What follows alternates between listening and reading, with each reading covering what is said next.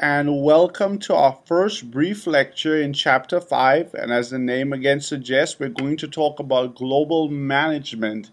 In this first brief lecture, we're going to talk about what global management is, what globalization is, the importance of global interaction, what firms actually, or why firms actually go global, and some of the ways in which firms go global. And we'll end it off by looking at some of the important global organizations and the role that they play in promoting or sometimes limiting the global interface. So let's get into it. Some of the important concepts that you might hear bandied about is things like the global economy, globalization, the world 3.0. What do they really mean? Well, let's first look at globalization. Globalization is defined here as the process of growing interdependence among elements in the global economy. But when we talk about the global economy, we're really talking about things like resources, markets, and competition that have now become worldwide in terms of their scope. People, materials, technology, even information is being transferred across the globe. And because of this transfer, because of the ease of mobility, I should say, between resources, markets have opened up for firms throughout the entire world. And so it's many times firms finding themselves with opportunities to sell or to produce in different parts of the world. That is the global economy.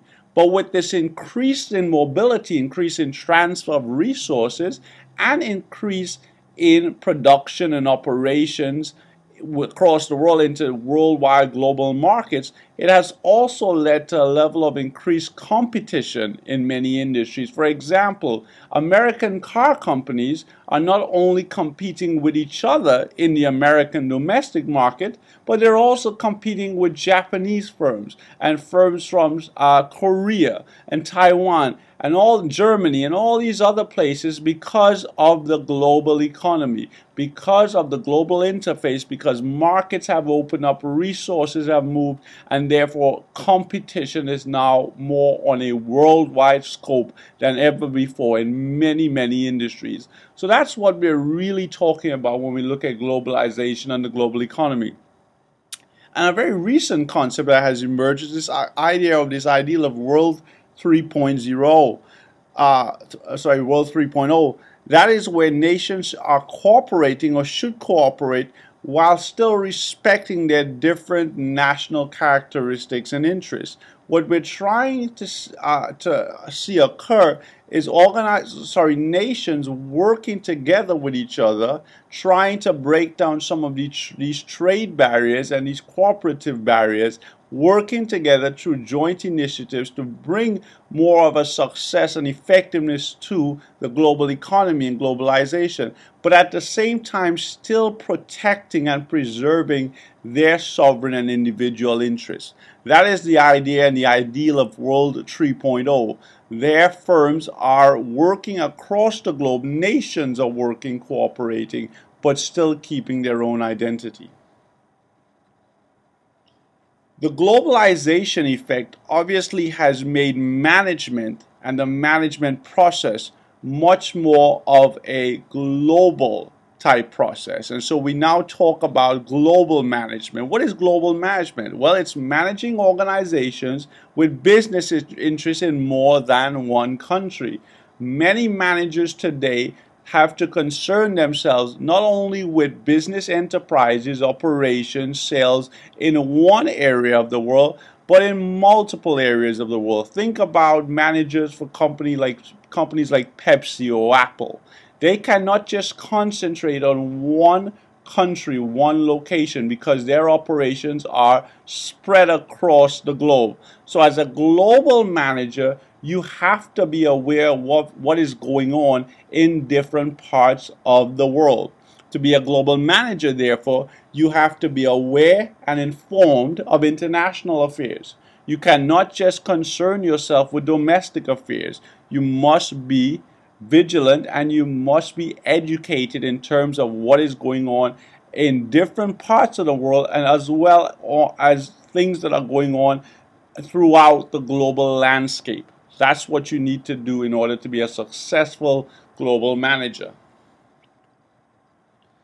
Well, what is international business? It seems simple enough, but it's simply conducting for profit transactions of goods and services across national boundaries. So whenever we do any type of transactions that are related to our business enterprises, and these transactions occur outside of our home country across national boundaries, that is when we can be said to be doing or conducting international business.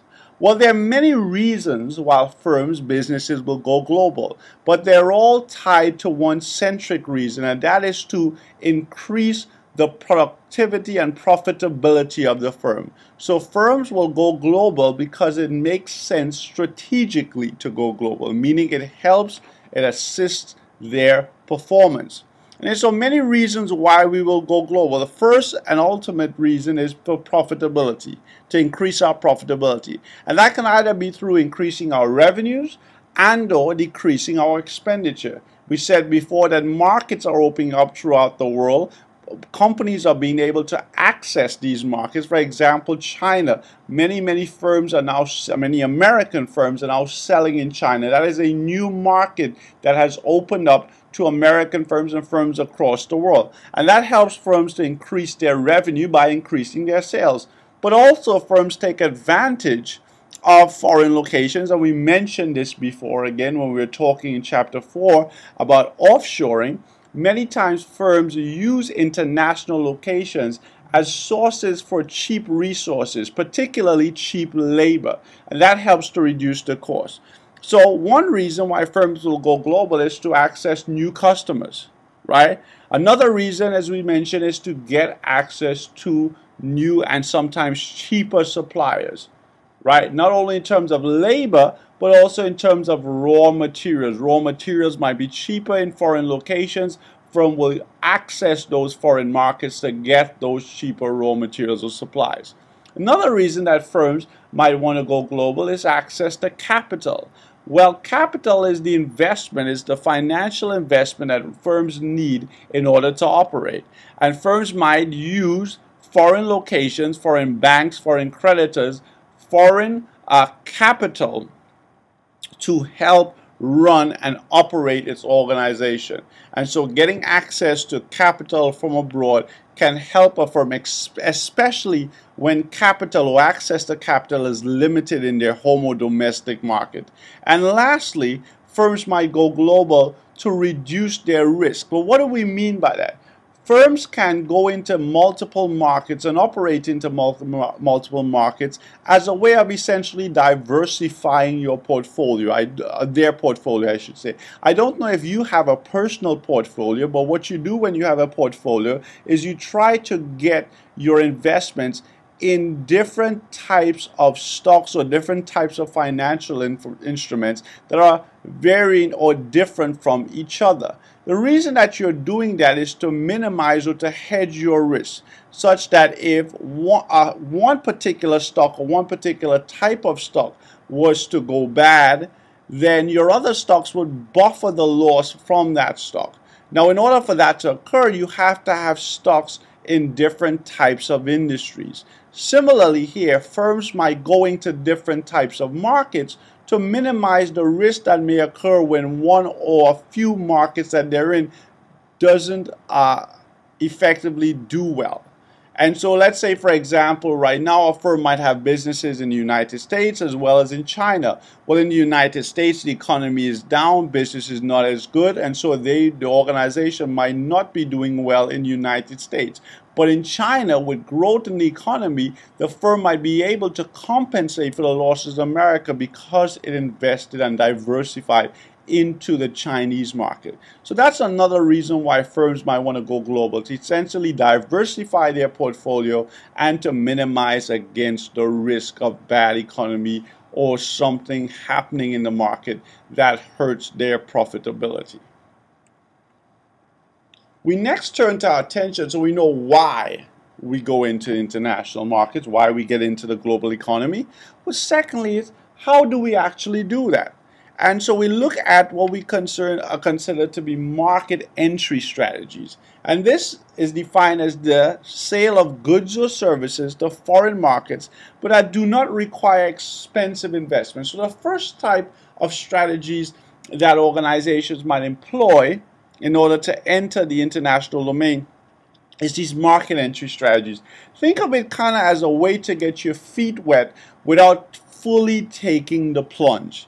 You're essentially trying to learn about the market, trying to get your name out there, trying to become familiar with this new international market and have customers or other entities become familiar with you.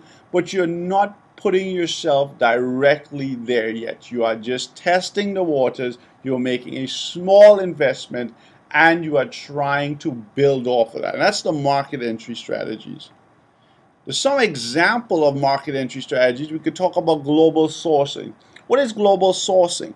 Well, global sourcing, as the name implies, is getting your goods from some international market, getting your raw materials, I should say, your inputs, from some international market. And that's really the first way that firms can kind of get accustomed to doing business internationally by perhaps having some international supplier, having some access to international suppliers. So that's the first way. That's a global sourcing. How about exporting? What is exporting? Well, exporting is sending your products or services to international markets. That is what exporting is. When firms start sending their stuff across seas to different or across borders to different countries, that is what we consider to be exporting. What is importing? And importing is bringing goods or materials in from external countries, from countries outside of your home countries, that can then be sold in your home market, in your district. So that's importing. Exporting is sending stuff out, goods and material, goods and services out. Importing is bringing the goods in and selling them in the country. Licensing agreements. Licensing agreements is when a firm pays another firm for the right to use the firm's name and produce the firm's products in a different market. That's a licensing agreement, and many times firms do that in order to what? In order to expand their business without having to make the necessary or expensive investment to actually build and locate in those international markets.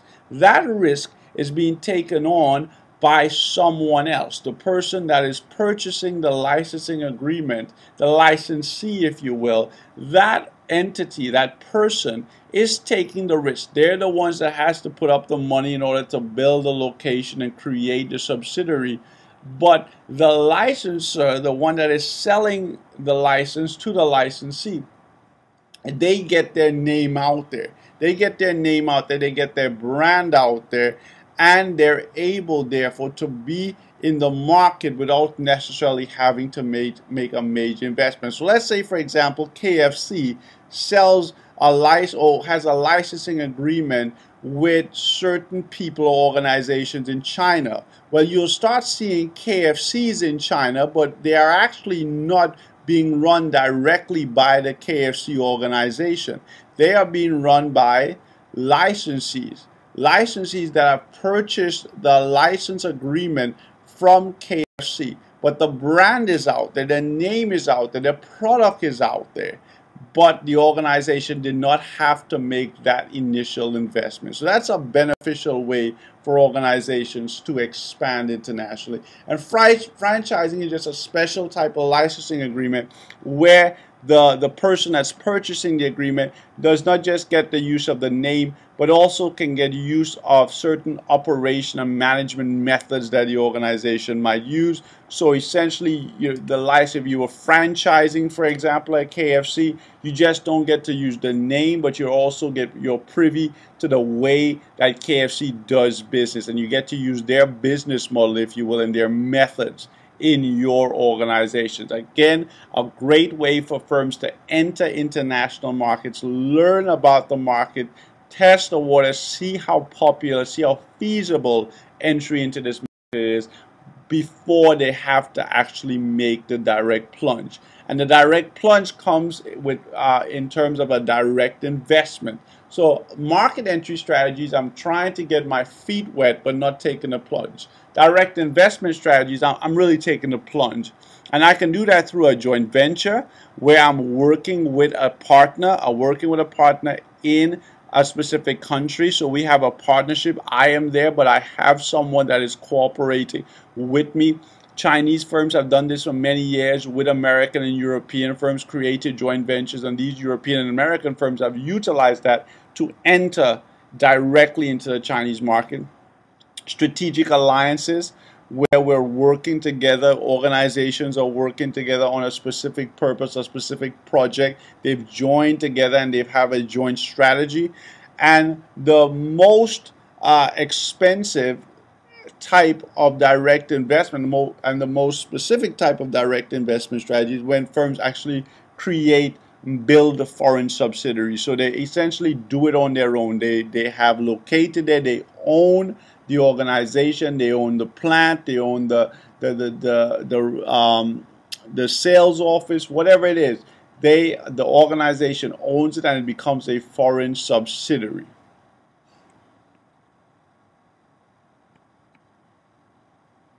And here's just this table is a really good table because it gives you a really quick synopsis. So as we said, global sourcing, getting your materials from around the world, exporting, selling your stuff to foreign markets. Importing is buying the products and then selling them.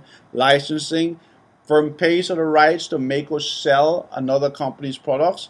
And in a franchising, very similar, just a derivation or a type of licensing where a fee is paid for the rights to use another firm's name and as well their operating methods. So that's kind of what makes franchising a little bit different from just pure licensing. It's a type, you not only get the name, but you're also getting to use their operating methods. And then in terms of the direct investments, you have the joint ventures, co-ownership, having some foreign and local partners coming together. In the strategic alliances, the foreign and domestic firms, they share their resource and knowledge. So what that means is that their strategies are aligned. They are working together. They are communicating. They are cooperating. They're just not just owning, but they are fused together strategically. And then with the foreign subsidiary, the local operation is completely owned. So the foreign firm owns the plant, owns the facilities all the way. They have no partners. They're not in any kind of strategic alliance. They solely own. They have sole ownership. Now, what you should have recognized going through these the market strategies and even the direct investment strategies is that as we become more direct, as we become more invested in the foreign location, we take on a greater risk. Why? Because we have greater amounts of investment required. We have greater, what we would say, openness to volatility in the market. So if something were to happen in the market, something negative, if we were directly invested, we would face a bigger negative effect or impact than if we were just simply global sourcing or doing one of the market entry strategies. And so we take on a greater risk as we have greater direct investment. However, greater direct investment, greater levels of sole ownership gives us greater access to rewards. One, because we are there, we are present, and we therefore have an opportunity to build a greater reputation and leverage the market more effectively. And secondly, the more that we own, the more control we have over our operations. Once we are in any type of relationship, we lose some of that control to our partner. We depend on our partner. Think of it in terms of a licensing agreement. You are selling your name to someone else. That entity, that person, can abuse that name, can do things, and that will then reflect on you poorly, even though it is not you that is directly doing that. Because your name is there, consumers and other entities are going to see that organization as your representation, and you lose some of that control by not doing it yourself. So greater risk, but greater reward.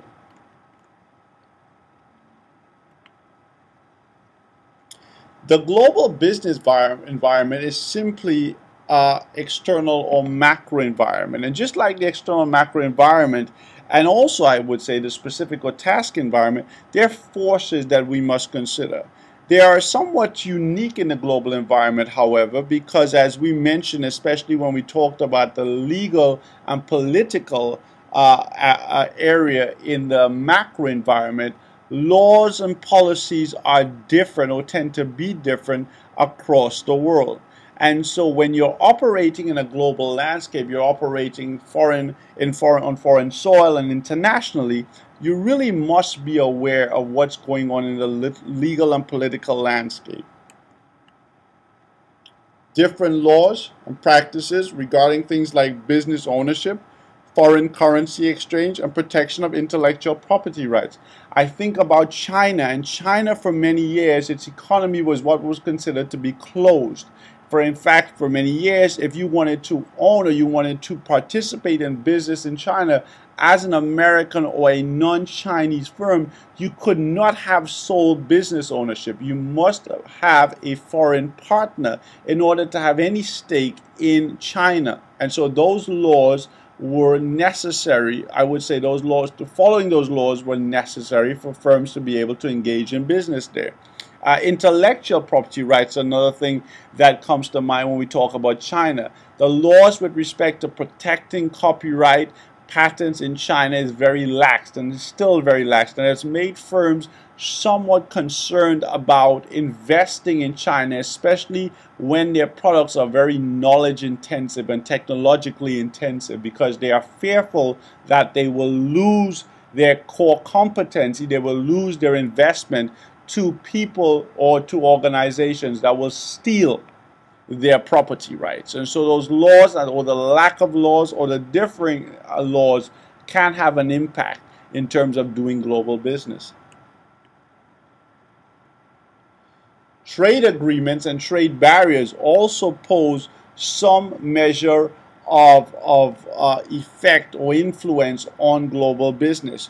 You might have heard about the World Trade Organization. It's essentially the largest trade organization in the world, and what it does is attempts to bring countries together and bring the businesses in those countries together to cooperate, to do business, to conduct transactions.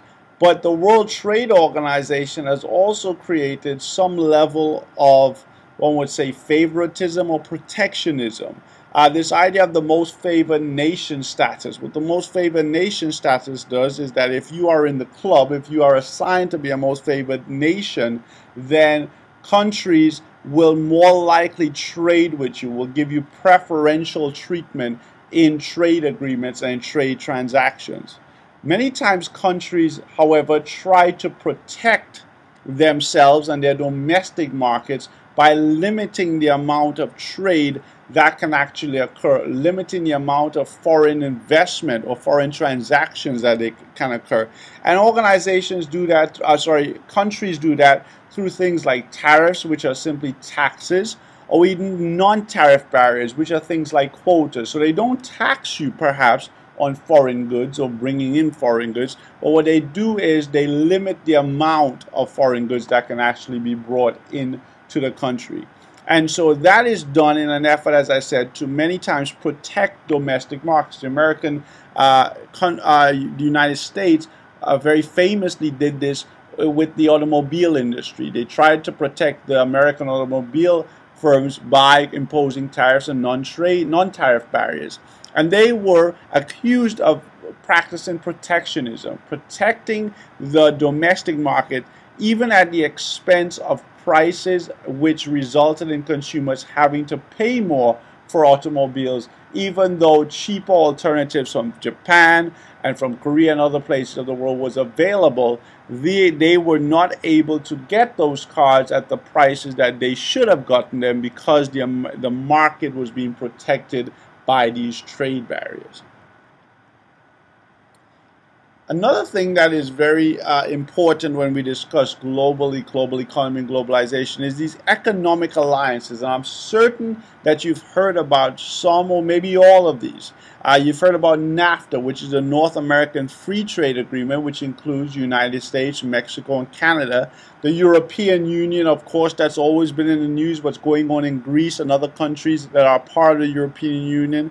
Asia Pacific, the APEC, ASEAN, and SADC, all of those are examples of what we call trade blocks or trade agreements. What happens is many times firms, sorry, I keep saying firms, countries will create arrangements or create these trade blocks with the other countries of the world in which they do the most amount of trade or foreign transaction. Okay, they create these blocks and they give their other countries, they give the countries in those blocks preferential treatment. They do much trade with them. They try to reduce the amount of barriers and they try to facilitate more cooperation within these alliances. Even going as far in the European Union of now having a common currency and having easy mobility between and among markets. So that's the reason why countries create these economic alliances. It's to increase trade and decrease the barriers to trade. And simply to end it off, the types of global businesses that we can have global corporations. We talked a lot in the last 20 years, multinational corporations, MNCs. That's where an organization has extensive operations in more than one foreign country. That's when you start talking about your MNCs. But today we use the term many times to describe companies with extensive foreign operations as being transnational. And there's a distinct difference between transnational corporations and global corporations. Transnational corporations are similar to global corporations, that as I said before, they have extensive foreign investment and foreign operations. But unlike global corporations, multinationals, they don't necessarily see themselves as belonging to any one home or host country. Think of a company like Apple. Well, most of you probably know that Apple is founded and was created in the United States. But if you talk about Apple, or if you identify or see Apple across the world, you would rarely think of it as an American company. You would rarely think about it. It's so universal that one would think that Apple was more of a transnational, more of a world citizen than an American citizen in terms of its identification. Yes, of course it's American and we understand that it's American, but it is so universal that it's become more of a transnational or world player than an American player. Same thing can be said for Toyota. Toyota, while it is founded in Japan, again, it could perhaps seen as more of a transnational or universal type corporation.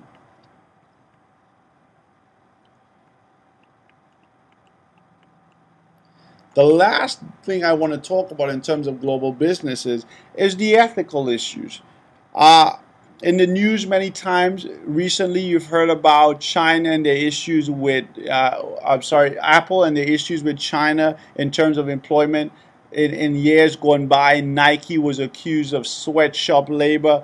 Ethical issues normally arise around the concept of global business. And the reason why is because, as we said, climates and markets are different, laws are different, trends are different, and so there is always this issue about should we practice cultural relativism, going back to chapter 3, or should we have some measure of moral absolutism? Should we do the same, should we act the same in foreign countries as we do at home? And this kind of brings to our attention these issues of things like corruption, right? Where organizations are accused of paying bribes, giving non-monetary gifts and these kinds of things to organizations or entities or people in foreign markets to be able to access those markets. So we have the issue of corruption that comes about. Child labor, of course, the full-time employment, using children to manufacture, using children to do certain types of work, right? Children that perhaps in the United States would have or would be registered in school and be getting educations. In other parts of the world are being used to work in manufacturing type environments, and sweatshops, using workers and paying them very long hours and having them working in poor conditions. Recently, I think it was in Bangladesh, we had the issue where a factory fell down and many people were killed, again because of the poor working conditions. These things are not simple and clear cut. As we mentioned in chapter 3, they bring about lots of opportunities to have ethical dilemmas. Should we be doing this? Should we be using children to manufacture? Well, one can say easily, well, no. These children should have the opportunity to go to school and not have to work. But what if them working allows their family to eat, to have food, gives them the ability to survive? Then it might be a good thing. It is really how you look at it, the perspective to which you bring to the table. And as I said, it's not as clear-cut as sometimes we want it to be. So ethical dilemmas are prevalent. They occur many times in global business, as I said, because landscapes, climates, environments are so different. Political landscapes are different. Technologies are different. Resource allocations are different. So it opens up the possibility many times to have these ethical dilemmas. So I just wanted you to be mindful of that as we go along. So that, in a nutshell, is global business. We talked about what global was, what globalization and global economy was, as well as World 3.0.